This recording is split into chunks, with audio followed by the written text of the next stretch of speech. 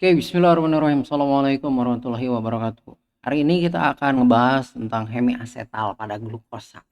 Apa itu teh? Glukosa, kita tahu glukosa itu gula ya. Gula monosakarida. Nah, hemiasetal itu artinya proses pembentukannya. Awalnya kan glukosa itu digambarkan ada yang rantai lurus, ada yang rantai bengkok ya. Nah, glukosa itu kalau di apa?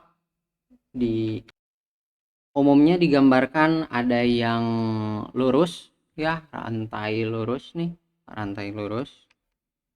Ada juga yang rantai siklik ya. Siklik itu jadi muter. Nah, kalau di SMA mungkin kita ngebahasnya rantainya lurus. Nah, tapi apa struktur sebenarnya bukan rantai lurus tapi rantai siklik. Nah, gimana terjadinya antara rantai lurus jadi rantai siklik? Nah, itu melalui proses pembentukan hemiasetal. Apa yang terjadi? Nah, jadi ceritanya ini kalau di rantai lurus itu ada aldehid ya. Ada aldehid dan juga ada beberapa gugus alkohol ya kan. Nah, nanti si aldehid ini dia akan bereaksi dengan alkohol. Sehingga nantinya dia akan membentuk siklik. Cus dengan oksigen. Nah, gimana proses pembentukannya? Sekarang jadi di video ini kita akan gambarkan proses pembentukan hemiasetal. Jadi ceritanya intinya gini. Aldehid dia bereaksi dengan alkohol. Aldehid bereaksi dengan alkohol. Oke. Kita gambarin pakai whiteboard ya. Whiteboard. Kita beralih ke whiteboard. Nah, jadi ceritanya gini, ada aldehid, alkisah suatu aldehid, alkisah suatu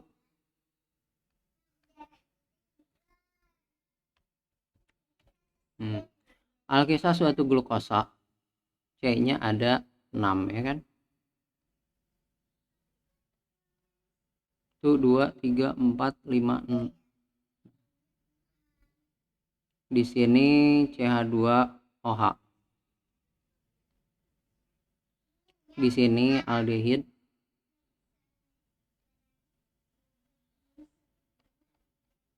Ya, 4C udah gitu. Nah, di sini OH. Jadi strukturnya tuh gini ya. Saya ingatnya tuh dari kedua sini terus ke sini terus ke sini. Nah, gitu. Jadi kalau kita gambarin mungkin gini. Set set set. Nah, si hidroksidanya itu ya. Jadi ceritanya kalau berdasarkan reaksinya ya, kalau berdasarkan reaksinya itu si aldehid ini dia bereaksi dengan alkohol ya kan. Nah, gimana ceritanya? Jadi ceritanya gini pemirsa ya. Ini perlu diperhatikan betul ya. Jadi oksigen itu dia memiliki elektron ya kan. Dia memiliki elektron kayak gini.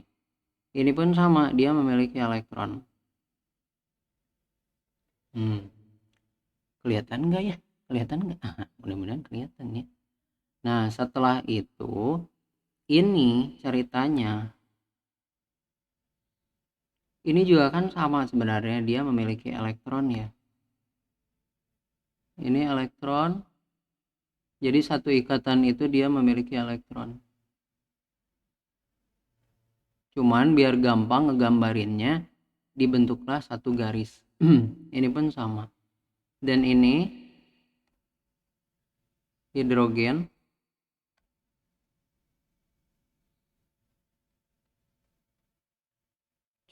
oksigen. Nah, jadi ceritanya gini. Ini oksigen ini memiliki elektronegativitas yang tinggi ya. Artinya dia memiliki kecenderungan jadi negatif yang tinggi. kecenderungan nyedot elektron. Nah, kecenderungannya nyedot elektron ini membuat si elektron yang ada di sini dia cenderung kesedot ke sini. Nah, akhirnya apa yang terjadi? Ini akan menjadi dipol negatif, cenderung negatif.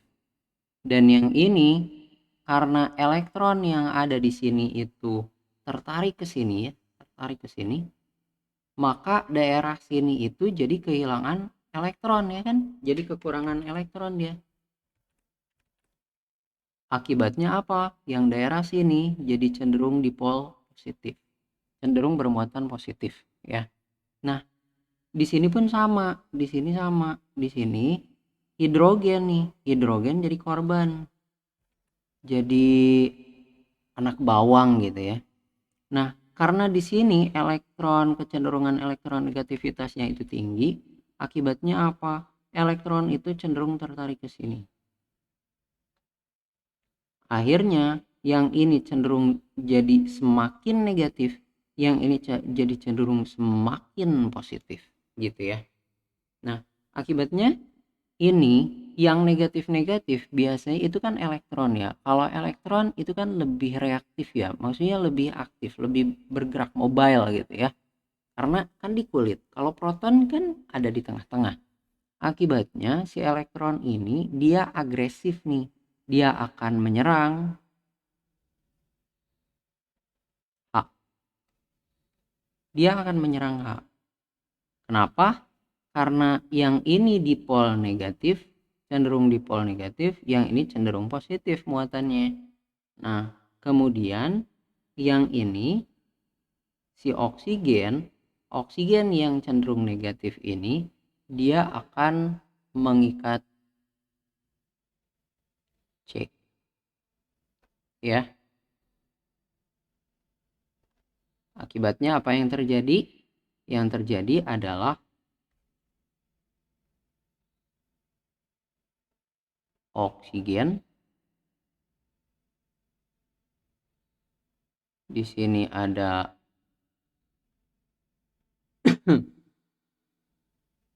hidrogen dan di sini karena kan di sini nggak ada elektron lagi kan, akhirnya si dia nyerang ke sini. Nah, oksigen di sini jadi rantai satu ya kan, kemudian di sini C, di sini H, kemudian di sini C, di sini OH, di sini C, OH, C, OH, C, O. Nah, ini karena dia udah nyerang nih, yang negatif ini dia udah nyerang, dia akan membentuk ikatan dengan cus. Nah, gitu ya. Di sini CH2OH, sorry, CH2OH. Oke, alright. Nah, akibatnya apa? Kalau misal kita rapihin, jadinya gini. Ini kita urutkan. C, ini C1, ini C1 ya. C1, 2, 3, 4, 5, 6. Ini 2, 3, 4, 5, 6. Oke. Nah, sekarang kita tulis ulang.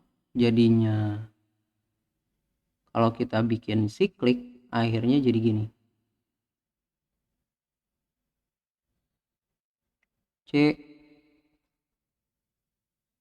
C1, C2, C3. C2 kalau kanan itu posisinya ada di bawah.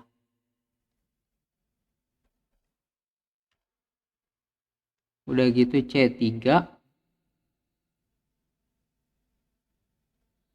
C4, C5 ya,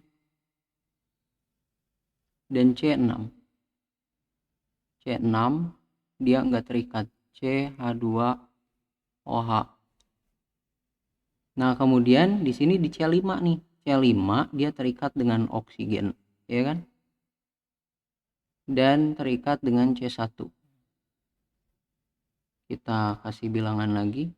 Ini 1, ini 2, ini 3, 4, 5, dan 6. Ya. Nah, kemudian apa yang kurang nih? OH-nya belum kita tuliskan. Ini kanan, ingat yang posisi kanan ini dia cenderung di bawah posisinya ya. Jadi kanan itu di bawah, kiri maka ini di atas. Kanan ini di bawah. Dan kemudian yang kelima itu nggak ada OH ya, nggak ada OH kan. Kemudian untuk yang ini, nah yang ini tergantung nih, tergantung posisinya. Jadi hemiasetal yang terbentuk itu ada yang alfa, ada yang beta. Kalau si CH2 ini nih, artinya yang ini ya.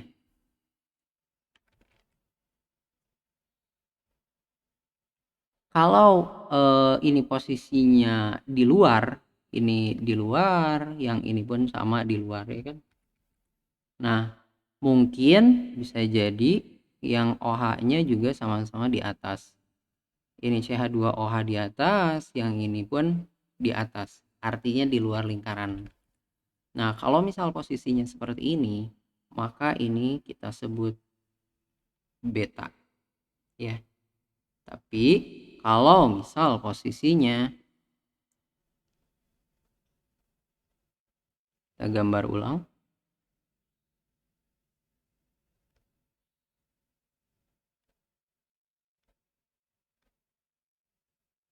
C, yang ini terikat O, dan ini terikat. Silakan nanti harus dilatih ya untuk menggambar seperti ini, karena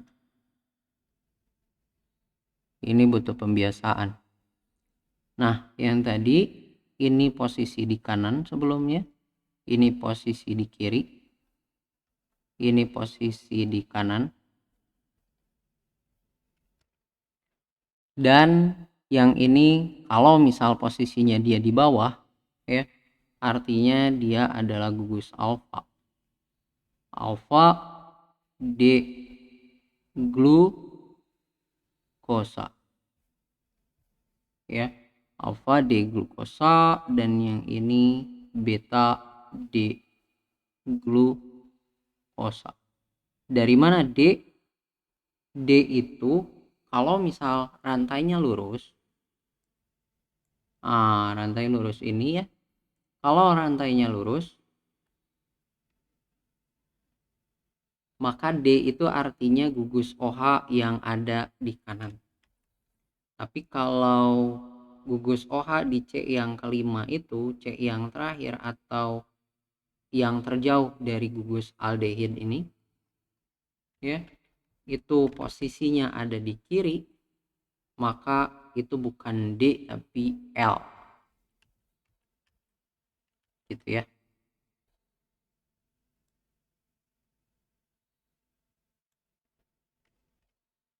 Oke, seperti itu proses pembentukan hemiasetal alfa dan hemiasetal beta yang kita sebut dengan anomer alfa dan anomer beta ya. Nah, ini adalah proses mekanismenya ya, mekanismenya. Nah, kayak gini lah.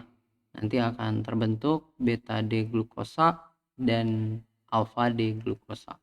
Jadi ini proses konversi rantai lurus menjadi rantai siklik, dan ini kita sebut juga proyeksi Hayward ya. Yang siklik ini kita sebut dengan proyeksi Hayward. Dan kalau yang lurus ini kita sebut dengan proyeksi Fisher ya. Oke, paling kayaknya gitu aja video penjelasan hemiacetal yang merupakan jembatan ya, dari rantai lurus glukosa menjadi rantai siklik glukosa. Mudah-mudahan itu menjelaskan ya. Kalau misal ada yang kurang atau ada yang tidak jelas, silakan boleh ditanyakan. Nanti boleh request video lah ya kalau misal memang diperlukan untuk penjelasan lebih lanjut, maka kita akan buat videonya. Makasih banyak. Terima kasih udah nonton sampai beres. Mudah-mudahan bermanfaat. Assalamualaikum warahmatullahi wabarakatuh.